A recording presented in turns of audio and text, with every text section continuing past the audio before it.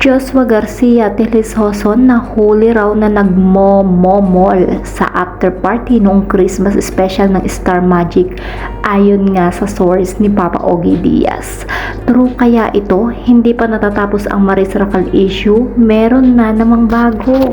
Another chismis, Joshua and Elis nahuli raw na naghahalikan. May bagong pasabog na chika si Ogie Diaz na may nakakarating nga daw na kwento sa kanya na di umano ay nahuling naghahalikan sina Joshua Garcia at Elis Hoson.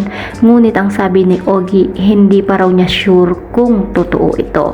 Sa latest episode ng Ogie Diaz Showbiz Update nitong Friday, December 6, nakarating daw kay Ogie na umano'y nahuli raw sina Joshua at Elis na nagmomomol sa naganap na Star Magical Christmas Ball. Momol means make out lang. Samantala, nagalit daw umano itong si Makoy De Leon at marami na raw kasamang bodyguard si Joshua. Pero hindi pa confirm kung ito nga ba ang dahilan. Sana naman hindi ito totoo, say ni Papa Ogie Diaz.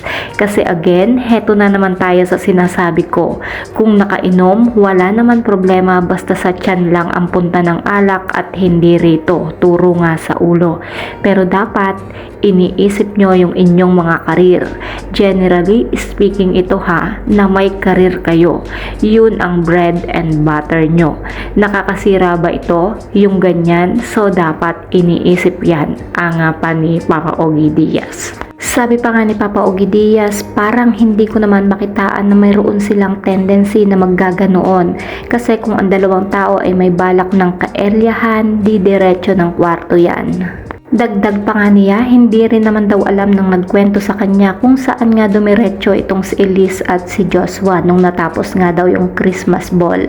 Ang kaso, ito na yung pangyayaring yon. Nakarating daw kay Makoy De Leon na si Makoy nga ito nga yung jowa ni Elis Hoson. Hindi rin daw alam ng source ko kung kailan ngayon nag-bodyguard si Joshua Garcia. Dahil ang kwento sa akin, may bodyguard nga raw na kasama ngayon kahit saan nga magpunta ito si Joshua. Nakarating nga daw dito na nagkasamtingan itong si Elis at si Joshua. Syempre sa galit niya parang napamura siya tapos napabanta pa. Yung the usual na makita ko lang to, sasapakin ko ito. Ngunit hindi raw sila sigurado kung yun nga ba talaga ang sinabi ni Makoy at kung doon rin nagsimula ang pagkakaroon ng bodyguard nga nitong si Joshua. Dapat malaman natin mula kay Makoy, kay Elis at kay Joshua Garcia kung ano ba ang totoo rito, kung nagkamomolan ba sa Star Magic Ball. Nagalit ba talaga si Makoy kay Joshua nang malaman ang nangyari sa dalawa? Sa ngayon nga guys ay wala pang kumpirmasyon mula sa mga artistang sangkot sa issue kung may katotohanan nga ito. Grabe guys, na kung totoo man ito, ano ba yan? Pareho silang may karelasyon. Yung kay Joshua Garcia, napakaganda naman. Si Elis, gwapo naman at macho. Kaso, nabasa ko nga may kinahuhumalingan na iba. Hay nako, stick na lang kayo sa partner nyo.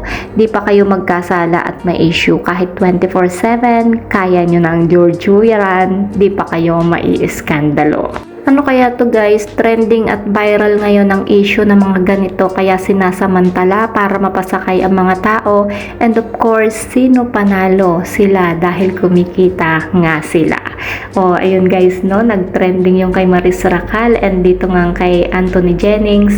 Eto naman at bagong-bago itong si Joshua Garcia at itong si Elis Hoson. Ang kasamaan nga lang guys, si Elis Hoson is may anak na with Makoy De Leon and itong si Joshua is number 1 or napakagaling na artista nito guys. Kung totoo man ito, nakasira na naman ang karir nila itong problemang kinakaharap nga nila na ito. So that's it guys. Kayo, namomol na rin ba kayo? I-comment nyo na yan kung ano ang inyong reaksyon, ano ang inyong suggestion. At kung hindi pa kayo nakasubscribe sa aking YouTube channel, kindly hit the notification bell, like and share. Maraming salamat. Ingat po ang lahat and God bless.